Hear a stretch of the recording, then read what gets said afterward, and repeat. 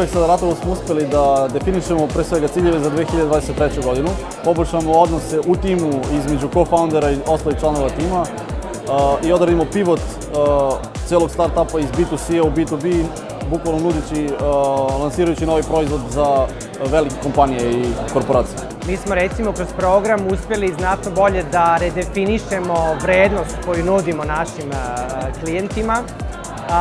Uspjeli smo bolje da opišemo tog našeg korisnika.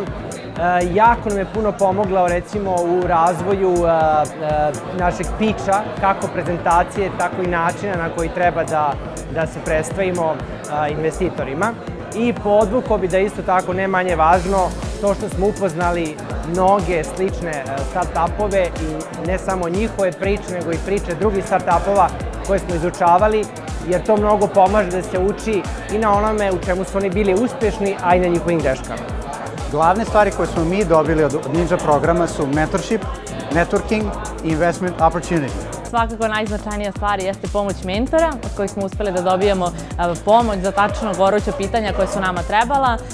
Druga stvar je saradnja sa iskustvim start-upovima iz programa i treća stvar, ovaj demo day, da prezentujemo našu ideju šta smo sve to unapredili. Ninja nam je najviše pomogla da shvatimo koja je zapravo vrednost našeg startupa kao startupa bez mnogo prihoda sa jako zanimljivom tehnologijom, to je veštačkom inteligencijom. To bi bila prva stvar. Druga stvar, kako da pripremimo organizacionu strukturu kompanije za budući rast i skaliranje. I treće bi bilo kako na najbolji način da izađemo na azijsko tržište kao kompanija koja još uvek nema nikakav pristup tom tržištu. Tri ključne stvari su jako dobri mentori, prilika da sami odaberemo spoljne saradnike i eksperte iz inostranstva i ogromna šansa da upoznamo ljude koji su aktivni na azijskom tržištu. Ovakvi programi su jako bitni za razvoj startup ekosistema u Srbiji. Naša kompanija je dobila jako veliku prisutnost u startup zajednici i ono što je najvažnije, dobili smo pristup i kontakt sa potencijalnim investitorima.